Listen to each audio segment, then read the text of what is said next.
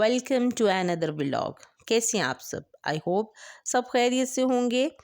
तो यहाँ सुबह हो चुकी है और ब्रेकफास्ट भी हम कर चुके हैं।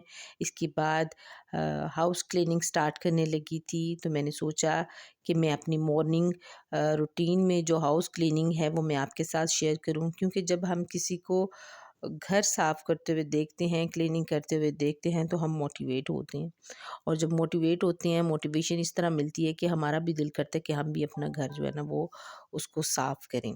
तो बस मैं भी मोटिवेट करने आ गई, तो मैं सोचा कि जो है ना ये मैं क्लीनिंग आपके साथ शेयर करूँ।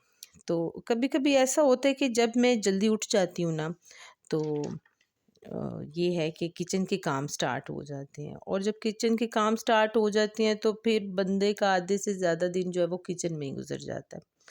तो फिर मैंने हफ्ते में 2 दिन रखे होते हैं कि मैंने जिसमें हाउस जो है ना वो डीप क्लीन करना होता है, जिसमें डस्टिंग होती है, जिसमें झाड़ू पोछा करना होता है, जहाँ पे फर्नीचर को साफ़ करना होता है। तो इसी तरह फिर ये भी जो है स्टार्ट है, तो मैं भी इसका जो क्लीनिक है, डीप क्लीन करना होता है, वो मैं इसको कर रही थी और साथ झाड़ू लग रहा था रूम में। तो बस उसी को करने के बाद जो है इसको उनकी जगहों पे सेट करना होता है चीज़ों को, तो बस वही साथ-साथ कर रहे थे। अच्छा, साथ ये था कि जब किचन के काम ख़त्म हो जाते हैं तो उसके बाद फिर बाकी के घर के काम करने होते हैं, जिनमें हाउस क्लीनिंग होता है, और जिसके छोटे-मोटे काम होते हैं, जैसे बच्चों के कपड़े-शपड़े धोना होते हैं, या बच्चे स्कूल से आ जाते हैं तो उनको होमवर्क करवाना होता है, उनका खाना-पीना देखना होता है। तो असल में मुश्किल उस वक़्त होती है जब बंदा ना काम तो कर रहा होता है और बच्चे साथ जो होते हैं ना वो थोड़ा तंग कर रहे होते हैं। तो अभी तो बच्चे कुछ बड़े हो गए हैं। जब छोटे थे तो फिर बहुत मुश्किल लगती थी। तो फिर यही है कि इसकी क्लीनिंग की तरफ आ गई, बाहर पहले ड्राइंग रूम को साफ़ किया, उसके बाद फिर टीवी लॉन की तरफ आ गई मैं। तो उनके टेबल भी जो था वो क्लीन करना था, फ्रिज साफ़ करना था, और बस इसी तरह से थोड़ा इसको देख के जहाँ-जहाँ पे देखिए कैसे चमक उठे हैं।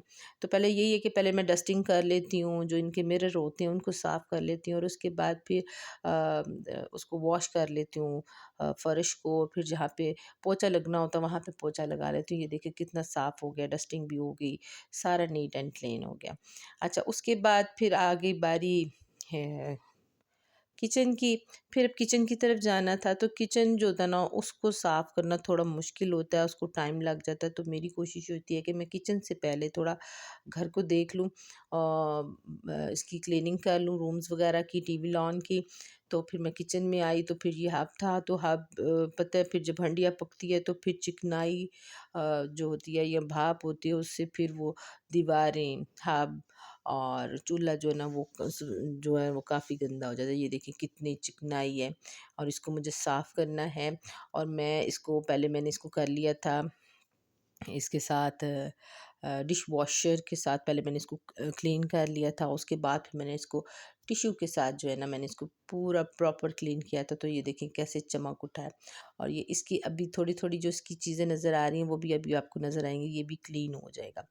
अच्छा, इसके बाद ये जो सारा शेल्फ़ वग़ैरह इसकी चीज़ें समेटी, इनकी डस्टिंग की, शेल्फ़ को साफ़ किया, ये देखें कितना खूबसूरत क्लीन हो गया ना। और जब किचन साफ़ होना तो फिर बंदा बड़ा ही रिलैक्स रहता है। पर मुझे तो बड़ा ईज़ी फ़ील होता है कि जब किचन साफ़ होता है। अच्छा, इसकी शीट को मैंने बदला नहीं था, मैंने इसी को क्लीन कर लिया था, क्योंकि अभी ये थोड़े 2-4 दिन निकलेगी। तो मैं बस इसी तरह ये हो गया था। उसके बाद फिर खाना पकाना था, तो आज बना रही थी मैं काले चने। तो काले चने के बड़े मज़े हैं। तो ये जब भुन जाते हैं तो इसका बड़ा टेस्ट होता है, तो फिर वही साथ-साथ मैं भून रही थी, और साथ फिर आटा भी गूँदना था।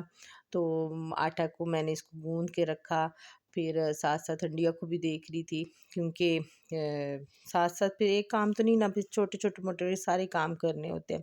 अच्छा, इसको फिर मैं सोच रही थी कि इसको मैं थोड़ी देर के लिए कैप लगा के फ्रिज में रख देती हूँ, क्योंकि जब फ्रिज में ये थोड़ा स्मिज जाएगा तो फिर रोटी जो है ना वो बड़ी अच्छी मज़ेदार सी बनती है, नरम सी। तो मुझे थोड़ी अच्छी लगती है, तो मैं इसको अब छोड़ाऊँगी फ्रिज में। फ्रीज़र की तरफ। तो चलते हैं बाहर फिर और हम इसको फ्रीज़र में रखते हैं। अच्छा, उसके बाद फिर मैं दोबारा किचन में आई तो फिर मेरी बेटी आ गई हुई थी स्कूल से, तो इसको बड़ी भूख लग रही थी, तो उसका मतलब था कि मम्मा मुझे भी कुछ खाने को दे दें। तो मैंने थोड़ा मना किया कि बेटा अभी खाना बन रहा है तो मैं भी आपको देती हूँ, तो कहती नहीं मम्मा मैं खुद ही ना, ये एक शीरमार पड़ा हुआ था फ्रिज में, वही उसने निकाला और उसको उसने काटना शुरू किया। अच्छा, ये जो है ना, जब चने भुन जाते हैं ना तो फिर मैं अपने लिए ज़रूर निकालती हूँ थोड़े से, ये मुझे बड़े टेस्टी लगते हैं। तो ये बस, ये मेरे ख़्याल से हर घर में ये काम होता होगा, सभी पसंद करते हैं। अच्छा, जब बच्चे जो होते हैं ना, इनको ये छोटे-मोटे जो काम है ना, इनको करने देना चाहिए, क्योंकि जब हम इनको ये छोटी-मोटी आदतें डालेंगे ना, तो इनकी आदतें पुख्ता हो जाएगी। कम से कम ये भूखे नहीं रहते, इनको पता ये इंडिपेंड होके अपना ये थोड़ा-सा काम कर लेते हैं। जिनमें इनके अपनी चीज़ें समेटना होता है, जिनमें इनकी अपनी ज़ाती ज़बाइश होती है, बाल बनाना, फेस वॉश करना और इस तरह छोटा-मोटा कोई खाना-पीना जो है ना, वो बच्चा जब खुद थोड़ा-थोड़ा काम करना सीख जाता है तो वो पुख्ता हो जाता है। तो ये बहुत ज़रूरी होता है कि बच्चों को ये छोटी-छोटी बातें ज़रूर सिखाएँ। तो अच्छा, इसके बाद आगे ये रोटियाँ मैं बनाने लगी थी। रोटी तो कुछ ज़्यादा नहीं बनानी थी क्योंकि बच्चों ने छोटा-मोटा साथ खाना शुरू कर दिया था। पेट उनके फुल थे और कुछ जो काले चने जब बनते हैं तो उसके साथ चावल होते हैं। तो मैंने चावल बना लिए हुए थे, तो खुद मेरा दिल कर रहा था कि मैं ना इसके साथ पुलकाओ शोरबे के साथ फिर मैं इसको डिप करके खाऊँ। तो इसका यही था कि मैं फुलके बना लिए। बारी है कि दूसरी की तरफ आ जाऊँगी तो फिर वो उसी को बेलन के साथ बेल के फिर जो उसका पूरा एक प्रोसीजर होता है रोटी का, वो पूरा कर लूँगी और मैं 2 रोटियाँ बना लूँगी। तो ये देखें, फिर रोटी को फंड के तवे पे डाल देना है। तो तवे पे डाल के तो फिर मैं फुल्का इसी तरह बनाती हूँ। तो मुझे अच्छा लगता है इसी तरह ही। अच्छा, उसके बाद मैंने एक क्रीम शेयर करनी थी आपसे कि जब हम जैसी ख़वातीन जो घर की सफाइयाँ करती हैं, पानी का इस्तेमाल ज़्यादा करती हैं हाथों से, जैसे बर्तन धोना हो गया, कपड़े धोना हो गया, वॉशरूम को क्लीन करना हो गया, किचन को क्लीन करना हो गया या घर-बार को धोना, पोछा लगाना हो गया, तो उससे क्या होता है कि हमारी जो स्किन होती है ना, वो ड्राई हो जाती है, खुश्क हो जाती है, हमारे हाथों की जो स्किन होती है वो डैमेज हो जाती है। तो ये जो 2 क्रीमें हैं, ये बड़ी अच्छी बड़ी कारामद हैं। तो आप इनका जो स्क्रीनशॉट लेके तो आप इसको देखें इस्तेमाल करके। मैं इसका इस्तेमाल करती हूँ क्योंकि जब मेरे हाथ ड्राई हो जाते हैं तो फिर ये दोनों क्रीमें मैं मिक्स करके तो मैं फिर इसको हाथों पे अप्लाई करती हूँ, इसको पाँव पे अप्लाई करती हूँ। तो ये बड़े सॉफ्ट हो जाती हैं, स्किन जो होती है वो बड़ी शानदार रिपेयर हो जाती है और हाथ भी खूबसूरत हो जाते हैं, वाइट भी हो जाती है, हाथ-पाँव जो है ना, इनकी ये क्वालिटी है। अच्छा, इनका ये है कि इन इसका इस्तेमाल करने का तरीका ये है कि मैं इन दोनों को आधा-आधा मैंने इनको इस्तेमाल कर लिया हुआ था, तो आधी-आधी भी पड़ी हुई थी क्योंकि मैं इसको डिब्बा मेरा जो है, जो बॉक्स इसका है वो छोटा है, तो फिर मैं उसी के मुताबिक फिर निकाल के हाफ़-हाफ़ तो उसकी मिकदार एक जैसी रख के तो फिर मैं क्या करती हूँ कि मैं इन दोनों को मिक्स करके एक बर्तन ले लेती हूँ, उसके अंदर दोनों एक साथ निकाल लेती हूँ ना, और निकालने के बाद फिर इसको अच्छे तरीके से मिक्स करने के बाद इसको एक कंटेनर में डाल लेती हूँ और उसको फिर जो है ना, बर्तन धो के या कोई डस्टिंग करके या कपड़े धोने के बाद, फ़र्श वगैरह धोने के बाद, पोंछा-शोछा लगने के बाद मैं इसको अप्लाई करती हूँ हाथों पे, तो मेरे हाथ जो है ना बड़े सॉफ्ट और प्यारे रहते हैं। तो मतलब मुझे एक प्रॉब्लम हो जाता है कि जब मैं बर्तन धोती हूँ ना तो मेरी स्किन बहुत ड्राई हो जाती है और मुझे ना मेरी स्किन डैमेज हो जाती है।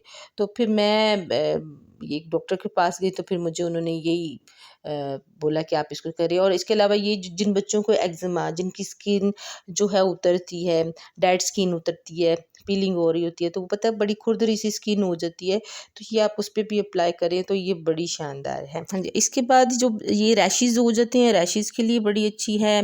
ख़ारिश होती है हाथों पे तो उस वक़्त भी आप इसको अप्लाई करें तो ये बहुत इसके रिज़ल्ट अच्छे हैं। तो आप इसको अप्लाई करके देखें। तो मुझे तो इसके बड़े अच्छे रिज़ल्ट मिले हैं क्योंकि मेरे हाथ बहुत ख़राब हो जाते हैं, स्किन बड़ी नाज़ुक सी है। तो कभी-कभी तो मैं ग्लव्स यूज़ करती हूँ और कभी नहीं। फिर इसके बाद फिर मैं ये देखिए जब मिक्स हो जाता है तो फिर मैं इसको एक कंटेनर में डाल के तो मैं इसको सेव कर लेती हूँ और जब मुझे ज़रूरत होती है तो फिर मैं इसको इस्तेमाल में ले आती हूँ। अच्छा जी, आज का व्लॉग इतना ही। तो इंशाल्लाह नेक्स्ट व्लॉग में मुलाकात होगी। दुआओं में शामिल रखिएगा। तो इंशाल्लाह नेक्स्ट व्लॉग में मुला